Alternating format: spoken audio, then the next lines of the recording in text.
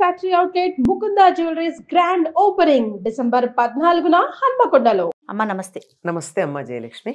అమ్మ కొన్ని పనులు తక్షణమే చేయాలి, అవునమ్మా. ఇంకా అసలు ఎటువంటి లేటు లేదు, ఏదున్నా వదిలేసి ఈ పని చేయాలి అని ఎలాంటి పనులకు చెప్పారు? దీనికి సంబంధించి శాస్త్రం ఏమన్నా ఉందా మనకి? అమ్మ మనకు ఆభాణకమే అనుకుంటానంటే లోకంలో వ్యాప్తిలో ఉన్నది అనుకుంటాను. ఏం చెప్తారంటే శతం విహాయ భోక్తవ్యం, 100 పనులు వదిలేసైనా సమయానికి భోంచేయమన్నారు. ఎందుకంటే శరీరమాద్యం ఖలు ధర్మ సాధనం. శరీరం ధర్మాన్ని సాధించాలంటే శరీరం ఉండాలి కదా. అవును. నేను మాట్లాడాలి అంటే నా గొంతు బాగుండాలి ఉండాలి కదా. నువ్వు కూడా గొంతు బాగుంటేనా ఆరోగ్యం బాగుంటేనా నన్ను ప్రశ్న అడగగలవు. అంతే కదమ్మా. అంచేత శరీరాన్ని జాగ్రత్తగా పెట్టుకోవాలి. భగవంతుడు మనకిచ్చిన ఉపకరణం ఈ శరీరం. దీన్ని చాలా జాగ్రత్తగా పెట్టుకోవాలి.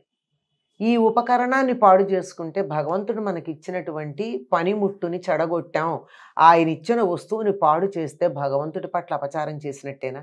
మనం పనిముట్లమేనా కదా. అంతే మరి. అంటే దాంతో నువ్వు పీకలు కోసావా పండు కోసావా అన్నది వేరే మాట. ఆ రెండింటికి వాడేది పనిముట్టే కదా. కనుక దాన్ని చాలా జాగ్రత్తగా చూసుకోవాలి.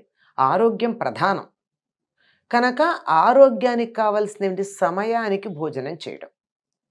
ఒకప్పుడు అందరూ ఆరోగ్యంగా ఎందుకు ఉండేవారు మన దేశంలో అంటే ప్రకృతి ఏ సమయంలో భోంచేయమని మనకి నియమాలు చెప్పిందో ప్రకృతిని అనుసరించి ఆ సమయానుగుణంగా ఆహారం తీసుకునేవారు, ఆరోగ్యంగా ఉండేవారు.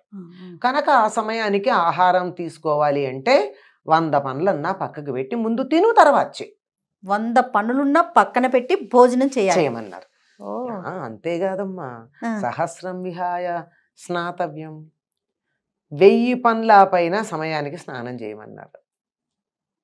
శరీరం శుచిగా ఉండడంతో పాటు స్నానం చేస్తే మనసు కూడా తేలిక పడుతుంది.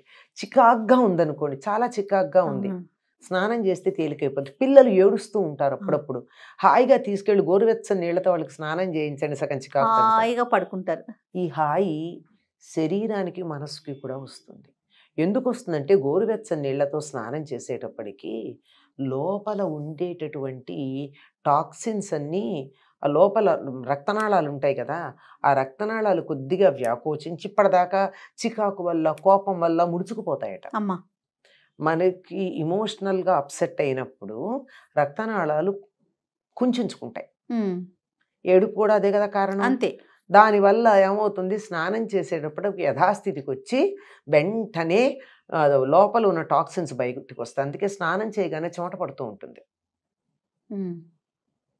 కొంత హాయి కలుగుతుంది. కనుక అంటే పూర్వం 3 సార్లు స్నానం, త్రిశ్రవణ స్నానం అని చేసేవారు. ముందర తెల్లవారుదామని చేయడం, మధ్యాహ్నం భోజనానికి ముందు చేయడం, సాయంకాలం చేయడం. నాకు ఎందుకు అనుమానం వచ్చిందంటే అసలు చిన్నతనంలో భలే సందేహాలు వస్తాయి. వాల్మీకి మహర్షి మిట్ట మధ్యాహ్నం తమసా నదికి స్నానానికి బయలుదేరి వెళ్ళాడు అని ఉంటుంది రామాయణం ప్రారంభంలో. ఏంటి పొద్దున్నే స్నానం చేయడా వాల్మీకి? మధ్యాహ్నం వెళ్ళటం ఏంటి? మధ్యాహ్నం వెళ్ళడం ఏమిటి? పొద్దున్నుంచి పాచిమోహన్లా కూర్చున్నాడా మన ఈ కాల పిల్లల్లాగా? కోపం తెచ్చుకోకండి ఎవరు, వాస్తవం మాట్లాడినప్పుడు అని అనిపించింది. తర్వాత కాస్త ఆ దృష్టితో చూస్తే త్రిశ్రవణ స్నానం 3 సార్లు స్నానం చేస్తారు. అంటే నిద్ర లేవంగానే రాత్రి ఉన్నటువంటి నిద్రపోయేటప్పుడు చాలా ఇవి వస్తాయి కదమ్మా, మెటాబాలిక్ యాక్టివిటీ ఉండి అన్ని రంధ్రాల్లో నుంచి మల పదార్థాలు బయటకు వస్తాయి. అన్ని రంధ్రాలు, ఆఖరికి రోమకూపాల్లోంచి కూడా వస్తాయి కదా చెమటలు బట్టి. అందువల్ల ఆ స్నానం చేసి దాన్ని వదిలించుకుని తాజాగా ఉంటాం. స్నానం చేసేదాకా బద్ధకంగా ఉంటుంది, స్నానం చేస్తే బద్ధకం వదిలిపోయిందా లేదా? ఒక సమయం అలవాటు పడితే కనుక స్నానానికి, ఆ సమయం దాటేసిందంటే ఇంకా ఏంటో ఒకలాంటి అనీజీనెస్ ఉంటుంది కదమ్మా. ఉంటుంది, అది చికాకు వచ్చేస్తుంది. అది అయిపోయింది. తర్వాత మనం మామూలుగా బోల్డ్ పనులు చేసుకోండి. నేను స్నానం చేశాను కనుక ఇది చెయ్యను, స్నానం చేశాను కనుక అది చెయ్యను అనేటటువంటి వాళ్ళు చాలా మంది కనపడతారు.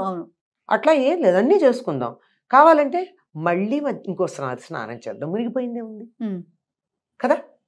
అది అట్లా స్నానం ఒక్కటి 1000 పనులు పక్కకు పెట్టన్నా స్నానం చేయాలి. ఎందుకంటే శారీరకంగా మానసికంగా ఒక రకమైనటువంటి తేలికతనం వస్తుంది, అలసట పోతుంది.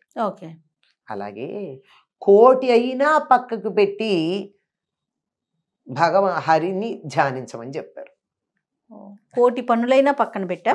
ఈ సమయానికి నేను ధ్యానం చెయ్యాలి, ఈ సమయానికి పూజ చేయాలి అని అన్నప్పుడు కోటి పనులు ఉన్నా, 1,00,000 పనులు ఉన్నా వాటిని అక్కడ పెట్టి ఆ సమయానికి మాత్రం మనం ధ్యానం చేయాలన్నారు. అంటే ఇలా ప్రతి దానికి కూడా ప్రయారిటీ అనేది ఒకటి ఉంది. ప్రయారిటైజేషన్ అనే పదం మనం తరచుగా వింటున్నాం ఈ కాలంలో.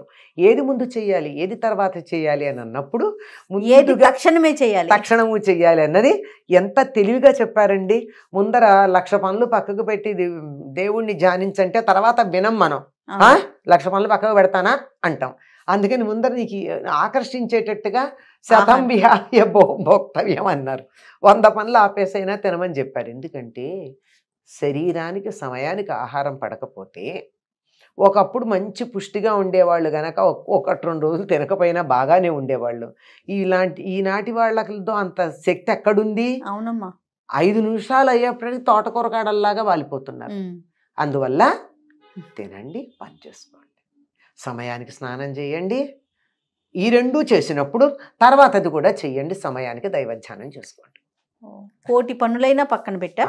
ఈ సమయానికి నేను ధ్యానం చెయ్యాలి, ఈ సమయానికి పూజ చేయాలి అని అన్నప్పుడు కోటి పనులు ఉన్నా, 1,00,000 పనులు ఉన్నా వాటిని అక్కడ పెట్టి ఆ సమయానికి మాత్రం మనం ధ్యానం చేయాలన్నారు. అంటే ఇలా ప్రతి దానికి కూడా ప్రయారిటీ అనేది ఒకటి ఉంది.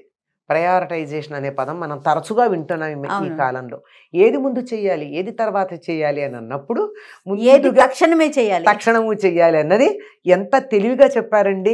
ముందర 1,00,000 పనులు పక్కకు పెట్టి దేవుణ్ణి ధ్యానించంటే తర్వాత వినం మనం.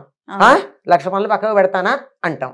అందుకని ముందర నీకు ఆకర్షించేటట్టుగా శతం విహాయ భోక్తవ్యం అన్నారు. 100 పనులు ఆపేసైనా తినమని చెప్పారు. ఎందుకంటే శరీరానికి సమయానికి ఆహారం పడకపోతే, ఒకప్పుడు మంచి పుష్టిగా ఉండేవాళ్ళు గనక 1-2 రోజులు తినకపోయినా బాగానే ఉండేవాళ్ళు. ఈనాటి వాళ్ళతో అంత శక్తి ఎక్కడుంది? అవునమ్మా. 5 నిమిషాలు అయ్యేప్పటికీ తోటకూర కాడల్లాగా వాలిపోతున్నారు. అందువల్ల తినండి, పని చేసుకోండి, సమయానికి స్నానం చేయండి. ఈ రెండూ చేసినప్పుడు తర్వాత అది కూడా చెయ్యండి, సమయానికి దైవధ్యానం చేసుకోండి. అద్భుతం. నమస్తే అమ్మా. నమస్తే అమ్మా.